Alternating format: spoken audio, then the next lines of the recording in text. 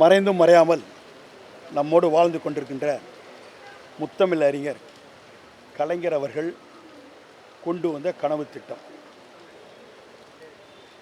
NRI என்று சொல்லக்கூடிய உலகம் முழுவதும் வாழுகின்ற தமிழர்களை ஒற்றை குடையில் கொண்டு வர வேண்டும் என உணர்வோடு 2011 மாண்புமிகு தமிழக அன்றைய முதல்வராக இருந்த கலைஞர் அவர்கள் கொண்டு வந்த கனவு திட்டம் இடையில் 10 ஆண்டு காலம் கார்கள் சூழ்ந்த காரணத்தால் அதை நடைமுறைப்படுத்தாமல் கிடப்பில் கிடந்தது.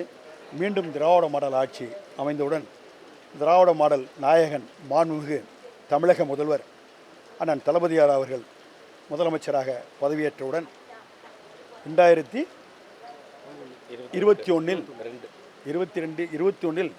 அவர் இந்த திட்டத்தை மீண்டும் நடைமுறைக்கு கொண்டு வந்து 22 ஃபங்க்ஷன் ஆரம்பித்தது.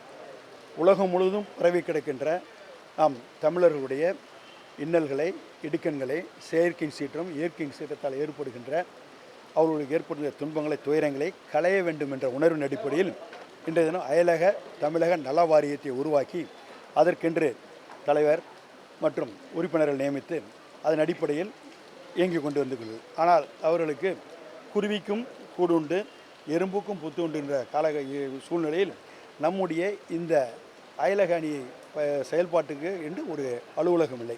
அந்த அலுவலகத்தை வேண்டும் என்று மாண்புமிகு தமிழக முதல்வரிடம் உரியவுடன் மாண்புமிகு தமிழக முதல்வர்கள் குடையுள்ளத்தோடு இந்த இடத்தை ஒதுக்கி தந்து அதற்காக இன்றைய அலுவலகம் இயங்க வேண்டும் என்ற அடிப்படையில் இன்று முதல் இந்த அலுவலகத்தை திறந்து வைத்திருக்கின்றோம். அதில் நம்முடைய மரியாதைக்குரிய அண்ணன் சேனாதிபதி அவர்களை இன்றைய தினம் அமர வைத்து இன்று முதல் உலகம் முழுவதும் பரவி கிடக்கின்ற நம்முடைய தொப்புள்குடி உறவுகள் அவர்கள் ஏற்படுகிற இன்னல்கள், இடுக்கண்கள், அவர்கள் தேவைகளை அறிந்து புரிந்து தெரிந்து அவர்களுக்கு தேவையான அடிப்படை வசதிகளாக செய்து தர வேண்டும் என்ற உணர்வோடு இது இன்று முதல் புழக்கத்திற்கு வரும் என்பதை மகிழ்ச்சியோடு தெரிவித்துக் கொள்கிறோம். இந்த அயலக தமிழர் நல வாரியத்தை உருவாக்கி இந்த இடத்தை ஒதுக்கி தந்த மாண்புமிகு தமிழக முதல்வர் அவர்களுக்கு எங்களது மனமார்ந்த நன்றியும் வணக்கத்தையும் இந்த நேரத்தில் நாங்கள் தெரிவித்துக் கொள்கிறோம்.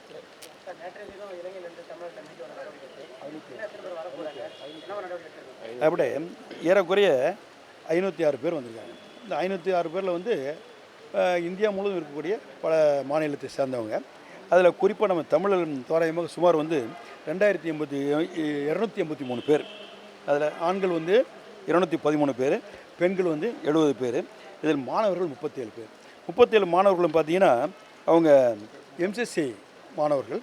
அவர்களும் சேஃபாக இங்கே இன்றைய தினம் அவர்கள் இங்கே அழைக்கப்பட்டு நாங்கள் 2 நாளாக ஃபாலோ பண்ணுறோம். மாண்புமிகு தமிழக முதல்வர்கள் கண்ணினிமை போல அங்கே இருக்கின்ற நம்முடைய தமிழர்களுக்கு எந்த விதமான இடர் ஏற்படக்கூடாது என்பதற்காக அங்கே இருக்கக்கூடிய நம்முடைய தமிழ்ச்சங்கங்களும் அங்கே இருக்கக்கூடிய அந்த எஃப்ஐசின்னு சொல்லக்கூடிய ஐஎஃப்எஸ் அதிகாரிகளுடன் தொடர்பு கொண்டு மாண்புமிகு தமிழக முதல்வர் அவர்களுக்கு தேவையான உண்ண உணவு, அவர்கள் தங்குவதில் இருக்கின்ற இடம் அனைத்தையும் முறையாக இன்றைய தினம் அவர்கள் பாதுகாப்பாக வந்து கொண்டிருக்கின்றார்கள். கடைசி 4 பேர் வர வேண்டியிருக்கு. அவர்களும் இன்று சேர்ந்துருவாங்க. அங்கே கிளைமேட் சரியில்லாதால் ஃப்ளைட் டேக்கப் ஆகலை. இருந்தாலும் அவர்களையும் சேஃபாக கொண்டு வருகிற பெரும் முயற்சியை மாண்புமிகு தமிழக முதல்வர்கள் எடுத்ததன் விளைவாக ஒருவருக்கும் சின்ன ஒரு சிராய்ப்பு கூட இல்லாமல் இங்கே தமிழகம் வந்துட்டாங்க எல்லாம்.